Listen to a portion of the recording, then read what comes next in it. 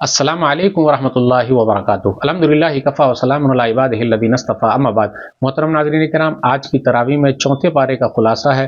چوتھے پارے میں 14 رکوع اور 132 آیتیں اور سورہ آل عمران کی آیت نمبر 92 سے آخری آیت 200 تک 109 آیتیں، اس کے بعد سورہ نساء کی آیت نمبر 1 سے 23 تک 23 آیتیں ہیں۔ چوتھے پارے کے شروع میں مال خرچ کرنے کی ترغیب دی گئی ہے، کعبہ کا مقام بیان کیا گیا ہے، قرآن و حدیث کو مضبوطی سے تھامے رہنا، واعتصموا بحبل اللہ جمیعا ولا تفرقوا، خیر امت بہترین امت کہا گیا، کنتم خیر امہ اخرجت للناس تأمرون بالمعروف وتنہون عن المنکر وتؤمنون باللہ۔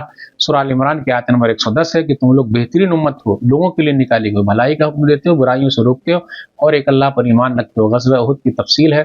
پھر کہا گیا گھبراؤ نہیں، غمگین نہ ہو، تم ہی سر بلند رہو گے، ولا تہنوا ولا تحزنوا وانتم الاعلون ان کنتم مؤمنین، شرط ہے کہ مومن بن کے رہو۔ نیک لوگوں کی صفات ہے، وہ غصے کو پی جاتے ہیں، لوگوں کو معاف کرتے ہیں، اللہ کے راستے میں خرچ کرتے ہیں۔ رسول اللہ صلی اللہ علیہ وسلم بڑے رحم دل ہے، فرما رحمۃ اللہ لنت لهم ولو كنت فظا غليظ القلب لانفضوا من حولك۔ پھر اس کے بعد کہا گیا شہداء جو اللہ کے راستے میں شہید ہو جائیں وہ زندہ ہیں اور اللہ کے یہاں ان کو روزی ملتی ہے۔ کیسے زندہ ہیں ہم اور آپ اس کو نہیں جان سکتے، بخیلی اور کنجوسی سے روکا گیا ہے۔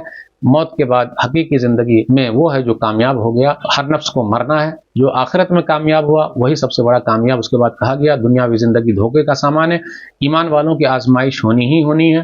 اس کے بعد سورہ آل عمران کے آخر میں عقل والوں کی تعریف کی گئی ہے، آخری آیت میں کامیابی کے چند اصول بیان کیے گئے ہیں۔ سورہ نساء کے شروع میں ہے کہ سارے انسانوں کی پیدائش ایک جان آدم علیہ الصلوۃ والسلام سے ہے، تقوی اختیار کرنے کا ذکر ہے، انصاف کے ساتھ 2-2 3-3 اور 4-4 سے نکاح کرنے کا ذکر ہے، یتیموں کا مال کھانے سے منع کیا گیا ہے، میراث کی آیتیں ہیں۔